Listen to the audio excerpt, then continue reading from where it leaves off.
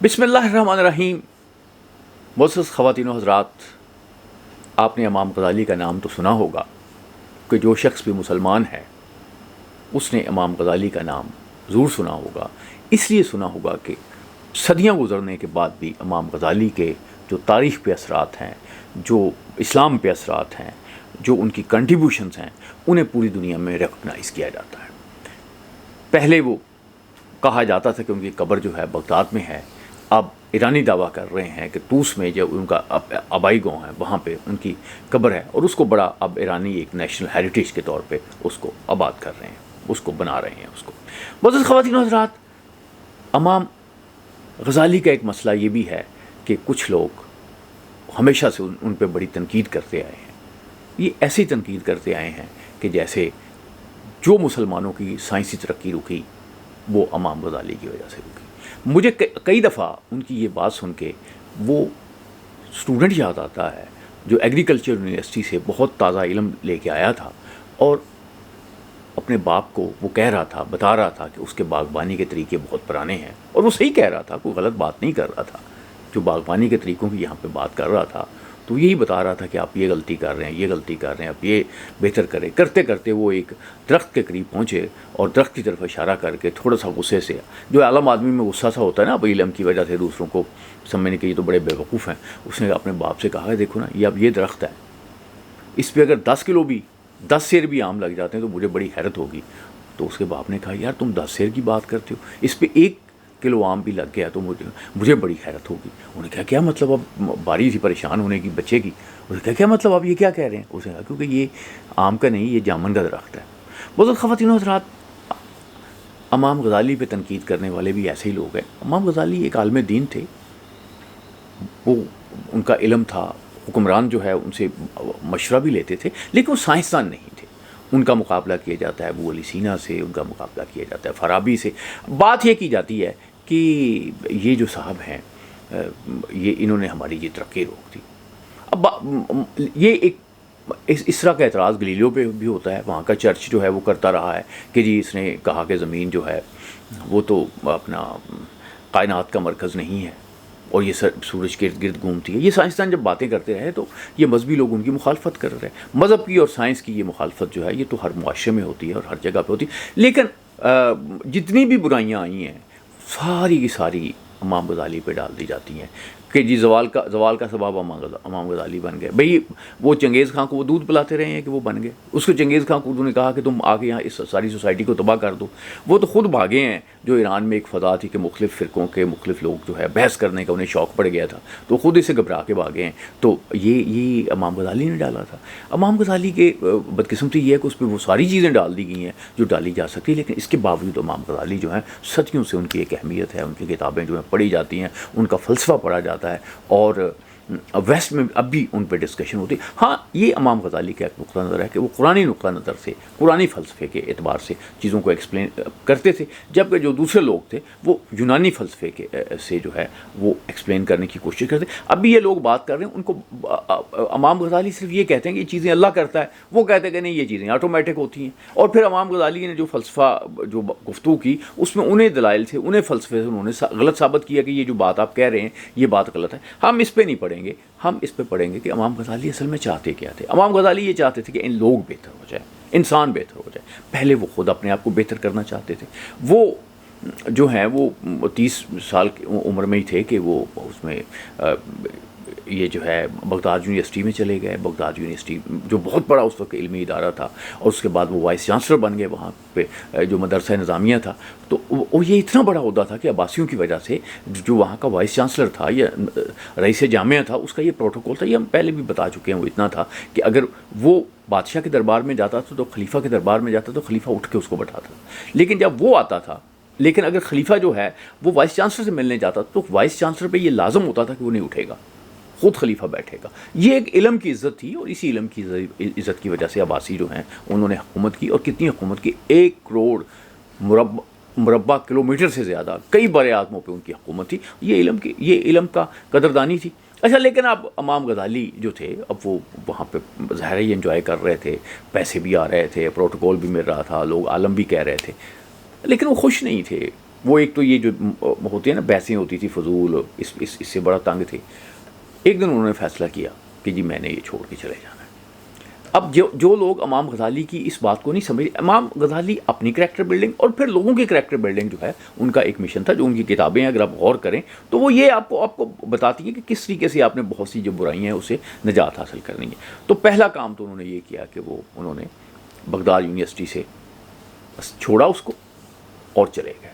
کئی سالوں بعد جب کہا جاتا ہے کہ ان سے پوچھا گیا کہ انہوں نے یہ کام کیوں کیا تھا، تو انہوں نے کہا کہ میں نے اس پیسے سے اللہ کو میں تلاش کرنے کی کوشش کی جو اس عہدے کی وجہ سے مجھے ملتا ہے، مجھے نہیں میرا خدا ملا.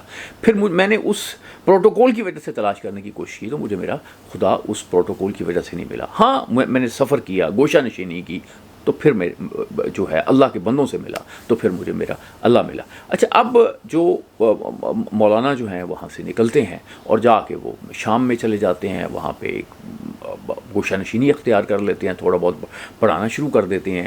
اس کے بعد وہاں سے وہ بیت المقدس جو ہیں وہاں چلے جاتے ہیں. یہ جو ڈوم آف راک نہیں، وہ جو آپ گولڈن ایک آپ کو ڈوم نظر آتا ہے جس کو کہتے ہیں ڈوم آف راک کہتے ہیں، تو اس کے مشق کے کنارے پہ وہ گوشہ نشینی کرتے رہے، پڑھتے تھے. اچھا، اس سارے عمل میں انہوں نے بہت سی کتابیں لکھی اور وہی کتابیں جو ہیں جو ان کی شخصیت بن گئی. بہت سے لوگ جو ہیں بغداد یونیورسٹی کے وائس چانسلر ہیں، انہیں کوئی نہیں جانتا. بہت سے لوگ ہیں جنہوں نے ٹریولنگ کی، انہیں کوئی نہیں جانتا. بہت سے لوگ ہیں جو عالم بنے، انہیں کوئی نہیں جانتا. لیکن امام غزالی کو آپ جانتے بھی ہیں. اگر آپ ان کی دشمنی کرتے ہیں تو پھر بھی آپ انہیں جانتے ہیں. تو امام غزالی کیسے بنے؟ اس میں جو ان کی کتاب ہے کیمیائے سعادت، احیاء العلوم، ان کی بہت دوسری اہم کتاب ہے. اس میں سے میں نے کچھ چیزیں آپ کے لیے نکالی ہیں جو مجھے لگا ہے کہ جو امام غزالی کی کریکٹر بلڈنگ ہے اس میں اس نے بڑا اہم کردار ادا کیا. اس میں سب سے اہم بات جو ہے ان کی کتاب کیمیائے سعادت میں وہ گوشہ نشینی کے آداب جو ہیں بیان کرتے ہیں. کیونکہ جب وہ بغداد سے نکلتے ہیں تو وہ جو چیز ہمیں ان کی پرائرٹی نظر آتی ہے ان کی لائف میں، وہ یہ کہ وہ گوشہ نشینی تھی. کیونکہ جب حضرت ابراہیم علیہ السلام کے مزار پہ جا کے انہوں نے ایک عہد کیا تھا، انہوں نے کہا کہ میں اب کسی بادشاہ کا جو ہے درباری نہیں بنوں گا، کوئی ملازمت نہیں لوں گا، اور میں جو ہے وہ بادشاہ کا جو تحفہ ہے اس کو قبول نہیں کروں گا. حالانکہ اس سے پہلے جو امام غزالی ہیں وہ رد باطنیہ کے طور پہ بادشاہوں کو کہنے پہ انہوں نے کتاب بھی لکھی تھی، اس وقت بڑی ضرورت تھی. تو وہ ایک طرح سے دربار سے اٹیچ رہے، لیکن کسی وجہ سے انہوں نے دربار کو چھوڑا. تو جو لوگ ان پہ تنقید کرتے ہیں تو انہیں یہ یاد رکھنا چاہیے کہ وہ کتنے بڑے آدمی ہیں. اگر آپ کو عہدہ ملے کو پاکستان میں بہت بڑا، وہ عہدہ چھوڑ کے پھر آپ کو سمجھ آئے گی کہ امام غزالی جو ہیں وہ کتنے بڑے آدمی تھے. تو گوشہ نشینی کے جو فوائد ہیں کہ اگر آپ چاہتے ہیں آپ کا اللہ سے آپ کی قربت جو ہے وہ بیان ہو، تو ان کی یہ کتاب جو ہے کیمیائے سعادت، اس میں ایک چیپٹر ہے گوشہ نشینی کے آداب کا بیان. یہ در حقیقت ان کو جو ایک روحانیت کی طرف لے گیا، تصنیف و تالیف کی طرف لے گیا.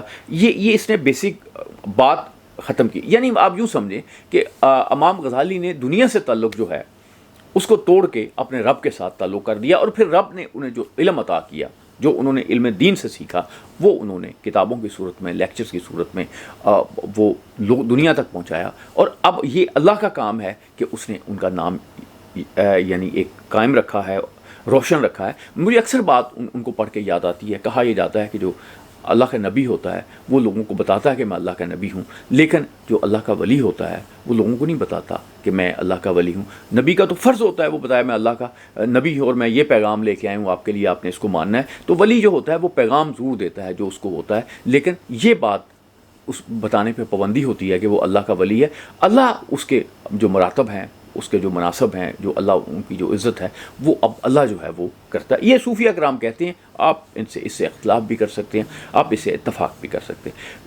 امام غزالی جو ہیں وہ گوشہ نشینی کی طرف کیوں گئے؟